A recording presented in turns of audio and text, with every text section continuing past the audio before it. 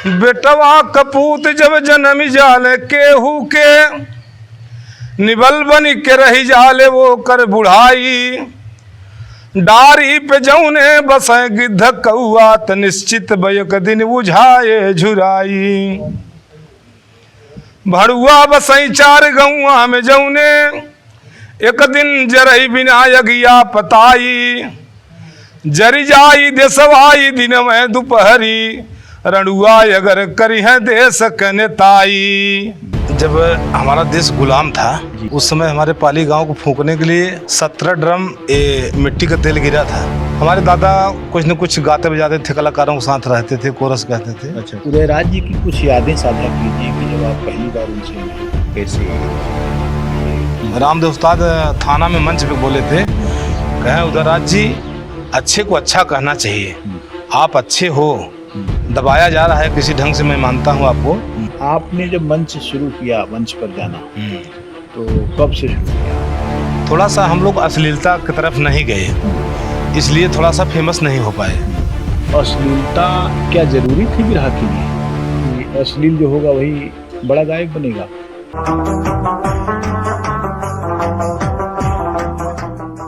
बिरहा की जब बात होती है तो बनारस का चेहरा सामने आता है, लेकिन बिरहा का केंद्र केवल बनारस नहीं रहा, बल्कि बनारस से विकसित होते होते एक केंद्र इलाहाबाद बना तो एक केंद्र जौनपुर भी बन गया। गाजीपुर आजमगढ़ के अलावा बिरहा जो फैला हुआ है, सुल्तानपुर अम्बेडकर नगर से लेकर इधर कौसाम्बी तक बिरहा है, और उधर बहराइच तक बिरहा है, गोरखपुर में और देवरिया बलिया, हर जगह कहीं न कहीं कुछ बड़े बड़े कलाकार मिलते हैं। जौनपुर की हालत तो यह है कि यहाँ कलाकार एक दूसरे को बताते नहीं हैं कि यहाँ ये इतने गायक हैं, ऐसे लोग हैं। वे प्रायः अपनी ही चर्चा करके शांत हो जाते हैं, लेकिन जब आप तलाशने जाइए तो ठीक वही अनुभूति होती जैसे किसी आम के बगीचे में जाइए और पत्तों के बीच छिपे हुए एक आम को तलाशिए। बड़ी मुश्किल से एक आम नज़र आता है, लेकिन उसके बाद धीरे धीरे ऐसे लगता है कि पूरा पेड़ ही आम से भरा हुआ है। उसी तरीके से बिरहियों की गति है। अभी तक हमने लगभग 20 बिरहियों का जौनपुर में रिकॉर्डिंग उनकी की, और उसमें एक से एक लोग हैं। उसके अलावा बहुत सारे वादक हैं, कोरस वाले हैं और कवि हैं। पिछले दिनों जौनपुर में चर्चा हुई उदयराज यादव की, जो बहुत धुरंधर गायक थे, और उदयराज जी के शिष्यों की एक बड़ी कतार है। उदयराज जी अब नहीं हैं इस दुनिया में, लेकिन उनकी स्मृतियाँ उनके बहुत सारे शिष्यों के मन में हैं, और उनकी ही लाइन को आगे बढ़ाते हुए बहुत सारे लोग गा रहे हैं। उनमें से एक हैं जगदीश यादव, जो उनके प्रमुख शिष्य हैं, और मड़ियाहू के पास पाली गांव में उनका घर है। आज हम उनके घर पर ही हैं, और हमने सोचा कि इस विषय में बातचीत की जाए उनसे कि उनके गुरु कैसे थे, उनका प्रभाव उनके ऊपर क्या पड़ा, और वो खुद कब गाने में आए और कहाँ तक उनकी यात्रा चली। तो जगदीश भाई, स्वागत है आपका। ये मुझे बताइए कि आपका जन्म कब हुआ, और जो ये गांव है वो कैसा गांव है? ये हमारा बड़ा क्रांतिकारी गांव है। अच्छा। जब हमारा देश गुलाम था जी, उस समय हमारे पाली गांव को फूंकने के लिए 17 ड्रम मिट्टी का तेल गिरा था। अच्छा। लेकिन और विद्वान लोग थे आकर के बचाए कि देखिए इस गांव में 17-18 क्रांतिकारी थे, और आके बचाए कि देखिए सब लोग ऐसे नहीं हैं, और समझा बुझा कर वापस किए। बड़ा क्रांतिकारी गांव है और बड़ा फेमस गांव है। कौन कौन लोग थे यहाँ उस समय के क्रांतिकारी?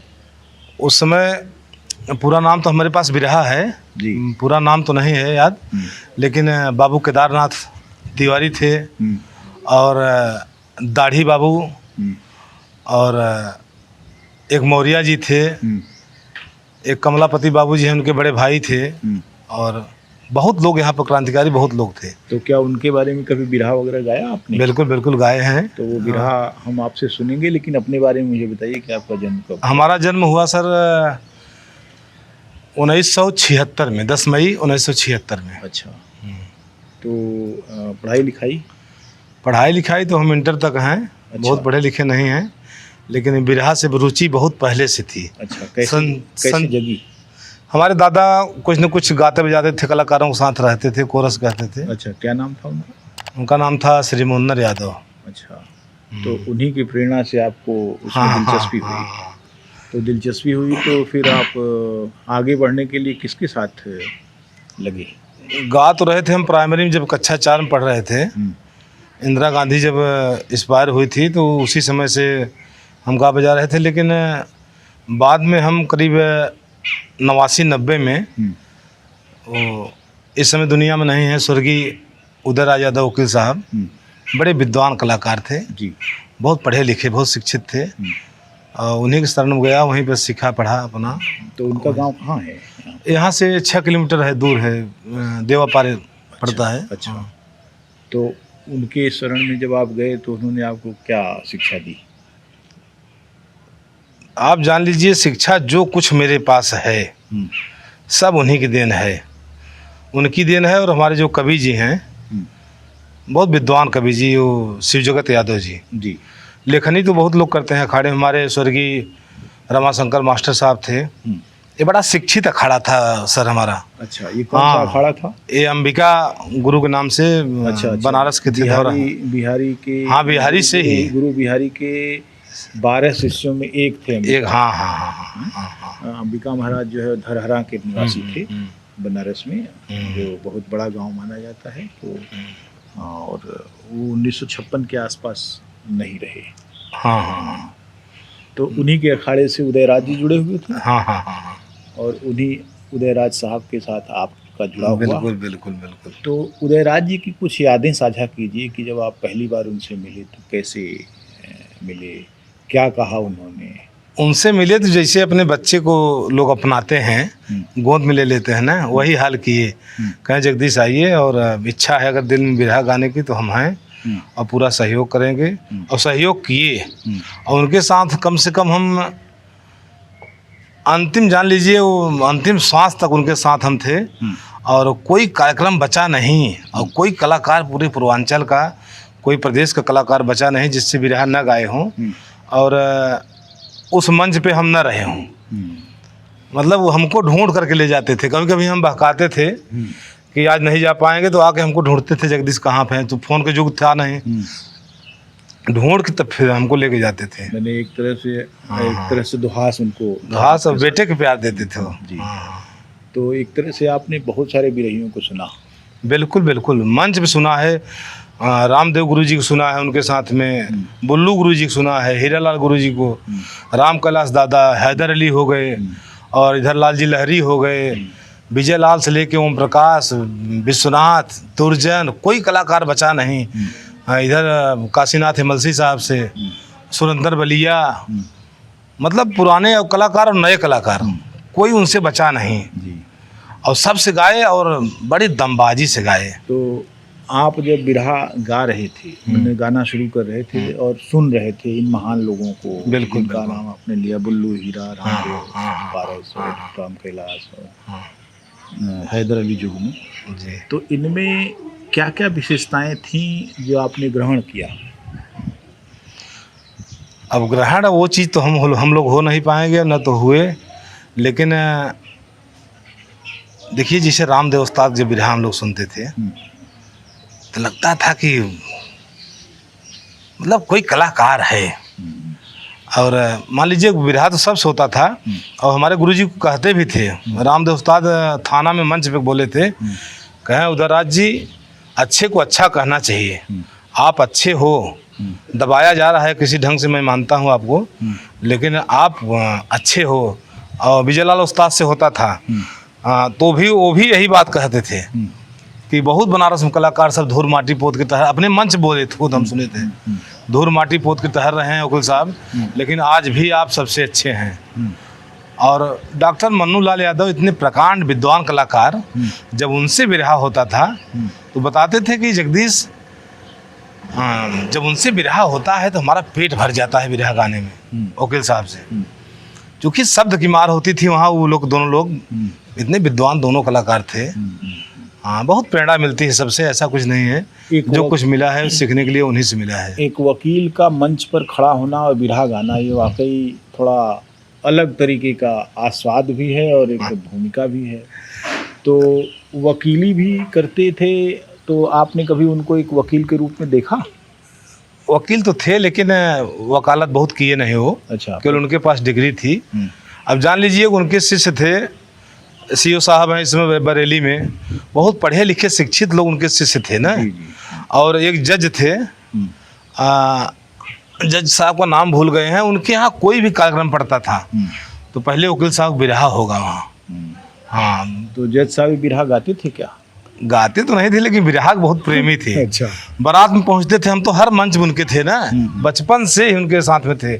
जब मंच पे पहुंचते थे तो पूछते थे कि वकील साहब आए हैं कि नहीं। जैसे बारात लेके पहुंचे तो पहले और कुछ काम नहीं, पहले देखना है वकील साहब आए हैं कि नहीं भाई, पहले उनको पूछते थे। मतलब बिरहा से बड़ा प्रेम था जज साहब का।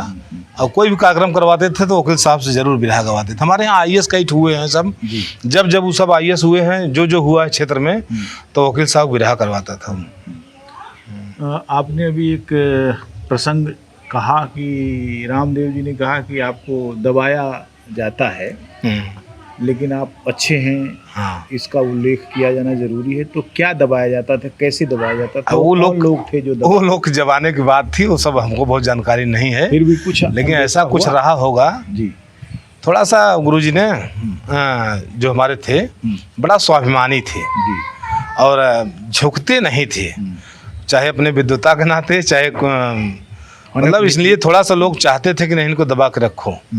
कार्यक्रम थोड़ा सा इधर कम कार्यक्रम मिलना, या फिर ये है कि ये कहना कि हम ही प्रोफेशनल गायक हैं, बिल्कुल दूसरे लोग कहाँ हैं, वगैरह वगैरह, इस तरह की चीज़ें।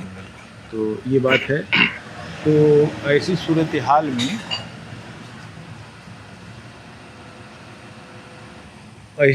हाल में उदयराज जी रहे। बिल्कुल। उन्होंने कितने साल तक गाया होगा? उसका 35 साल से कम नहीं गाए होंगे। अच्छा। ओके। और आपने जब मंच शुरू किया, मंच पर जाना, तो कब से शुरू किया? 1990 के आसपास से। अच्छा। हम बिरहा गाना चालू कर दिए थे। कहाँ गाए थे पहली बार? पहली बार एक बड़ा सुंदर गांव है हजोसी, हजोसी धाम है, हनुमान जी का मंदिर है वहाँ, वहीं पे गाए थे। तो किससे मुकाबला हुआ था वहाँ पर आपका? एक अच्छे लाल कलौजिया हैं, इसमें जिला पंचायत सदस्य हुए हैं।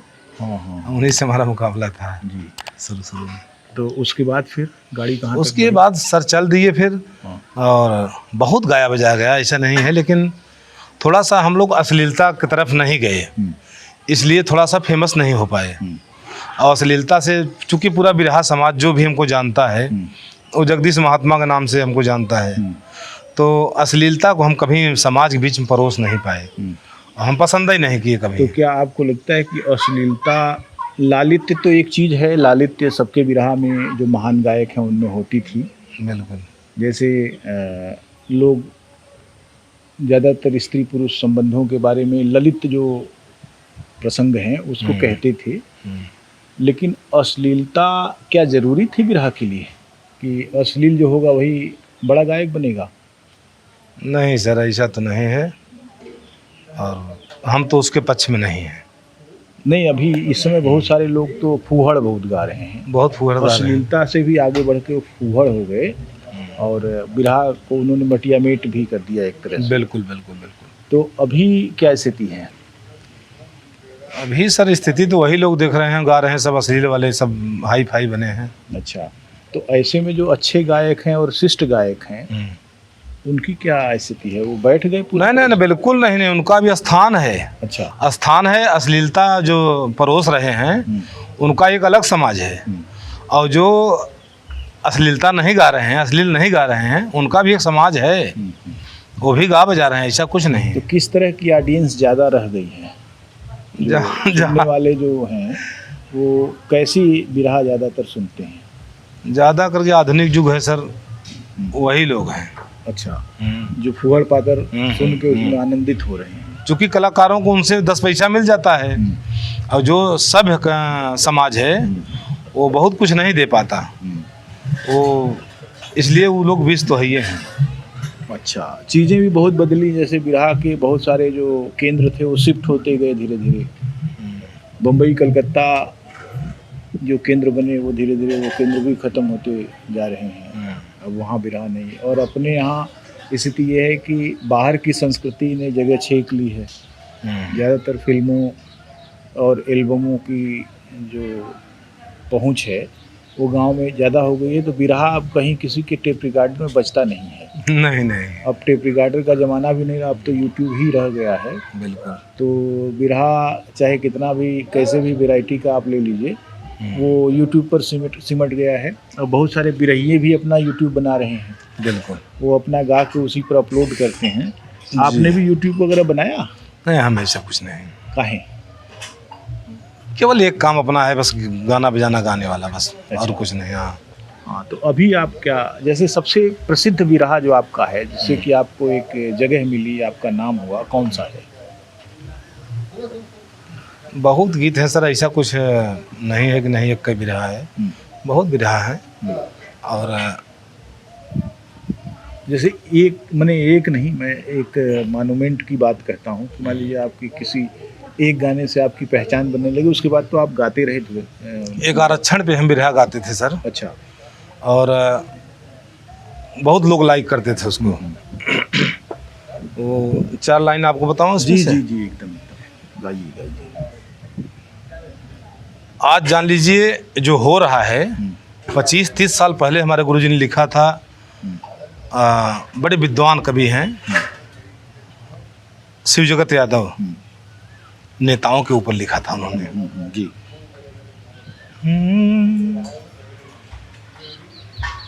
बेटवा कपूत जब जन्म जाले केहू के, निबल बनी के रही जाले वो कर बुढ़ाई।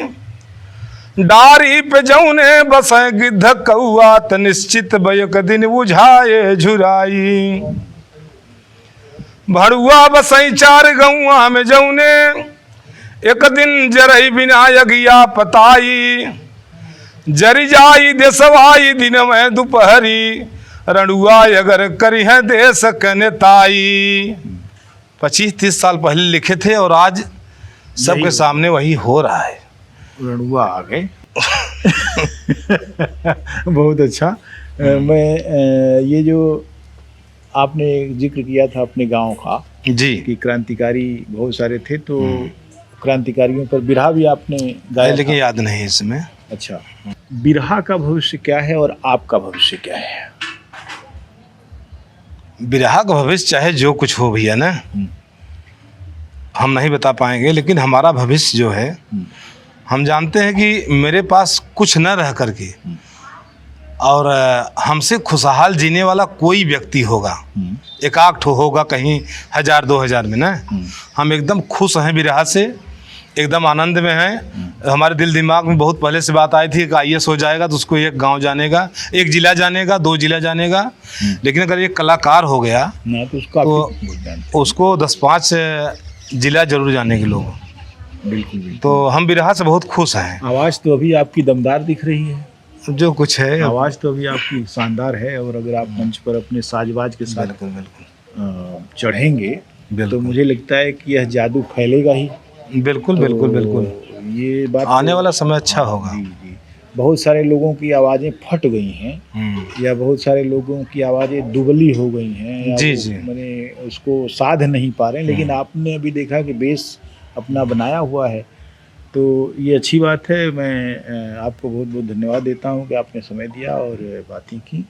और बातों का एक चक्र यहाँ पूरा होता है, और अभी मैं यहाँ से हटता हूँ और आप कुछ गाइए यहाँ पर। कुदरत बनाई है पहचान सबकी, सब कर अलग बाए सूरत यू बोली। राजा की पहचान होती मुकुट से, सो है भिखारी के गुदरी यो झोली। कौआ यो कोयल के रंग बाटे ये कही, दुनहुन क पहचान बोली से होल है। परखी जाले भल मनई भड़ुआई दूनो, जब चार मन इनमें बोले और डोले। मनई होई के मनईयस बोल हो भला पाके जन्म मनई के। अरे निक न लगे अभी मनवा क बोली, औलंका जरल बा जरल जैसे होली। इतना बड़ा विद्वान था रावण, लेकिन उसका जो अहंकार था, बोलने का तरीका था, वो ठीक नहीं था। इसलिए सोने की लंका जल करके राख हो गई। जिन जार मुहल्ला टोला हो भला पाके जन्म मनई के। अरे बोली वह जवन सबही के भावे, कौआ कपारे से सबही भगावे। बड़े भागन मिलल बाई चोला हो भला पाके जन्म मनई के। अरे मुहवा से बोली धनुहिया से बनवा, औ मरले पे वापस न होला परनवा। पछतैले से पीछे का होला हो भला पाके जन्म मनई के। परिचय है खानदान का।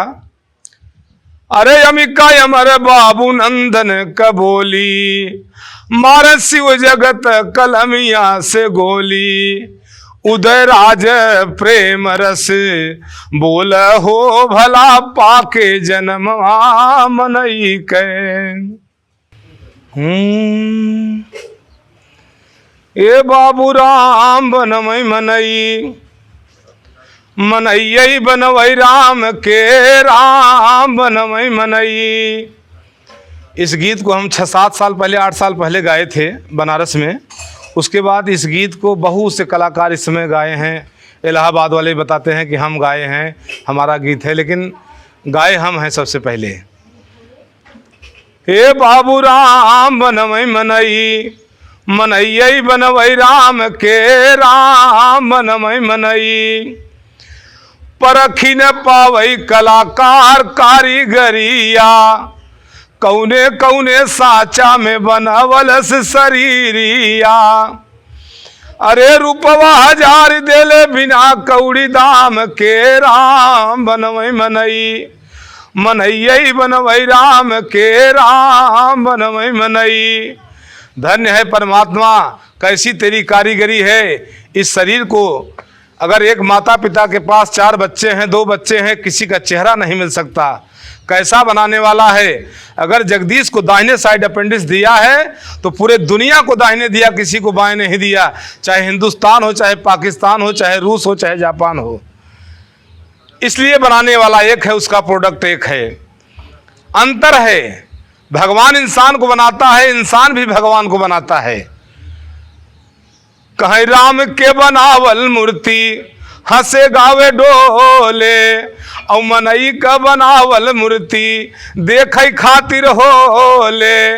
इंसान भगवान को बनाता है फोटो के रूप में, मूर्ति के रूप में, तो केवल देखने के लिए है, दर्शन करने के लिए है, प्राण प्रतिष्ठा करने के बाद।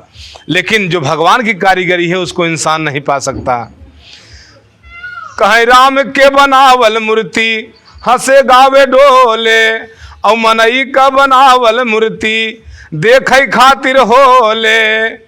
अरे बेच देले लाख यौ करोड़ों लेके दाम के, राम बनवई मनई। भगवान ने बनाया, कुछ नहीं लिया। माँ के गर्भ में 9 महीने में ऐसी संरचना कर दिया, कुछ नहीं लिया। लेकिन इंसान जब भगवान को बनाता है तो जैसी मूर्ति, मिट्टी की मूर्ति है तो कुछ और पैसा लेगा, पत्थर की है तो और कुछ लेगा, संगमरमर की है तो और लेगा, सोने चांदी की मूर्ति है तो और पैसा लेगा। यही अंतर है इंसान और भगवान में। कहीं जौने प्रभु का बास बाटई घट घट में, और घूमी घूमी खोजई लोग ओही के जगत में। बगैर राम का कोई नहीं है। जो चल रहा है वो राम है, और जो रुक गया तो विराम है। रुकने का नाम विराम है, चलने का नाम राम है। और जो नित्य है, निरंतर है, निर्विकार है, अडिग है, अटल है, सदा एक रस है, कम बेसी नहीं होता, वो राम है। इसी बात को कबीर साहब ने कहा था कि पोथी पढ़ पढ़ जग मुआ, पंडित हुआ न कोई, ढाई आखर प्रेम का पढ़े सो पंडित होए। वो ढाई आखर है क्या? ढाई अक्षर वही है जो राम है। र और मैं आ का मात्रा लगा है। आप देखेंगे शरीर में पूरी शरीर ही राममय है। सबसे ऊपर बाल है, बाल में बाल लिखने में आ का मात्रा लगता है, बाल है। तो बाल जो है वो भी ढाई अक्षर है, सिर है वो भी ढाई अक्षर है, माथ है, माथ भी ढाई अक्षर है, भाव है ये भी ढाई अक्षर है, आंख है ये भी ढाई अक्षर है, और जो गाल है ये भी ढाई अक्षर है, मोछ है ढाई अक्षर है, नाक है ढाई अक्षर है, ओठ है ढाई अक्षर है, दांत है ढाई अक्षर है, जो अंदर काम है, क्रोध है, लोभ है, मोह है, सब ढाई अक्षर है, जीभ है ये भी ढाई अक्षर है, जो शिव है वो ढाई अक्षर है, ओम है ढाई अक्षर है, गला है ये भी ढाई अक्षर है, पीठ है ढाई अक्षर है, पेट है ढाई अक्षर है, हाथ है ढाई अक्षर है, पांव है ढाई अक्षर है, पूरी शरीर ये राममय है। कहीं जौने प्रभु का बास बाटई घट घट में, और घूमी घूमी खो जाए लोग वही के जगत में। अरे कहीं जगदीश सदगुरु नाम बड़ा काम के, राम बनवई मनई, मनई बनवई राम के, राम बनवई मनई।